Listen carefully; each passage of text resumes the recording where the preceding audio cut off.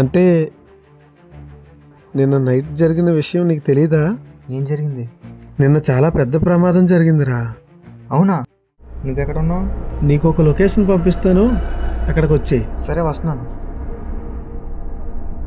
అసలు నైట్ ఏం జరిగి ఉంటుంది?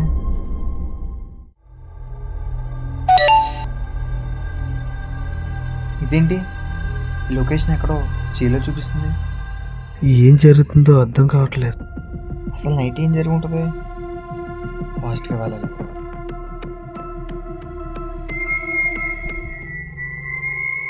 వీడొక్కడే వస్తున్నాడంటావా, ఎవరైనా తీసుకొస్తున్నాడా?